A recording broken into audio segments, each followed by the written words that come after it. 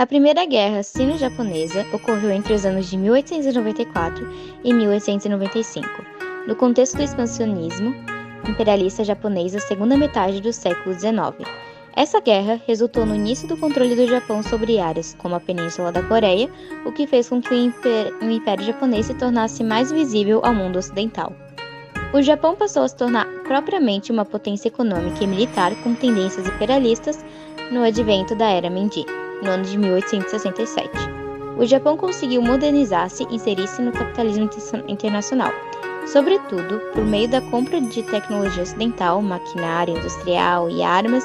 Essa prosperidade gerou a necessidade de expansão do Japão no continente asiático. Todavia, o interesse maior dos japoneses estava na Península Coreana. O problema é que a Coreia estava há bastante tempo subordinada à China. A China possuía relações tradicionais com a Coreia, que a servia na condição de Estado vassalo. Por ser uma península aberta ao Oceano Índico, a Coreia era considerada uma região estratégica. Entretanto, em virtude de conflitos como as duas guerras do ópio e a Guerra Sino-Francesa, a China ficou gradualmente enfraquecida na segunda metade do século XIX e, ao contrário dos japoneses, os chineses não se modernizaram. Essa situação de vulnerabilidade chinesa foi a oportunidade que o Império Japonês encontrou para colocar a Coreia em sua zona de influência.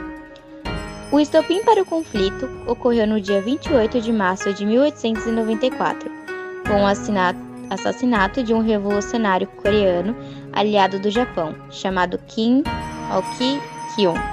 Kyun foi morto em Xangai por agentes de Yang Shikai, um dos principais generais que serviam a dinastia Qing. O corpo de Kyun ainda foi enviado de volta para a Coreia, onde foi esquartejado e exibido em praça pública. As forças chinesas sucumbiram rapidamente sob o poder japonês. Os japoneses invadiram Seul e captaram o imperador coreano, além de realizarem estupros sistemáticos e indiscriminados contra as mulheres chinesas em Nanquim. Acredita-se que o número de mortos possa ter chegado aos 300 mil e o de mulheres estupradas aproximadamente 20 mil.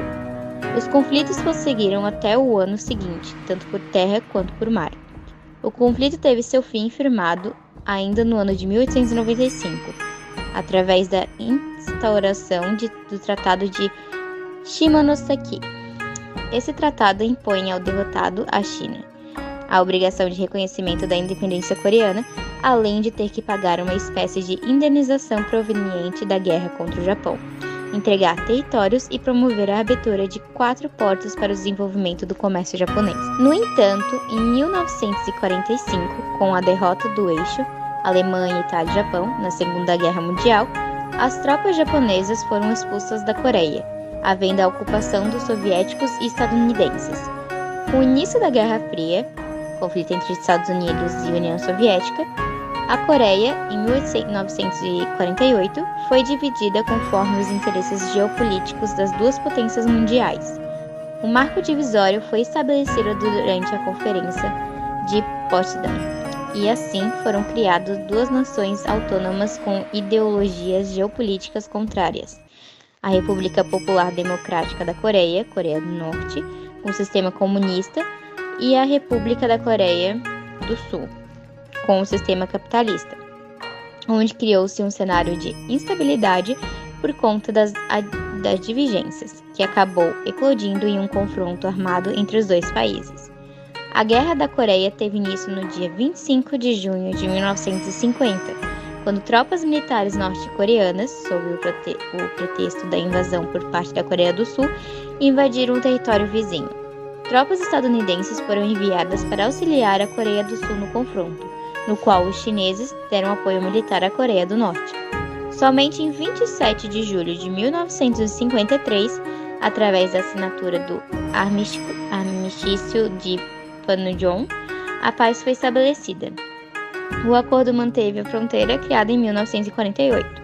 Na realidade, o verdadeiro intuito da Coreia do Norte era unificar o país e estabelecer o socialismo como sistema político.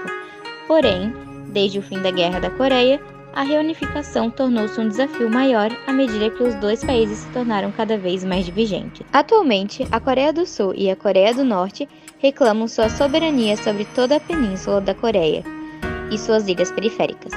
Por trás das suas hostilidades, as duas Coreias firmaram um armistício, mas nunca chegaram a assinar um acordo de paz. A princípio, de 2009, as relações entre os dois países eram tensas, além de que a Coreia do Norte ameaçou a Coreia do Sul e os Estados Unidos para não interferirem no processo do lançamento de um satélite que haviam planejado.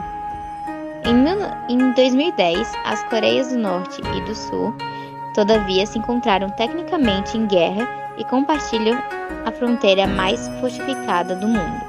Recentemente, ambas as Coreias retomaram o diálogo, depois de 2 anos de corte das conversas ocorridas em 2016. No início do ano de 2018, as Coreias retornaram ao diálogo diplomático. Dentre as conversas, a ida de uma comitiva norte-coreana aos Jogos Olímpicos de Inverno que foram realizados na Coreia do Sul.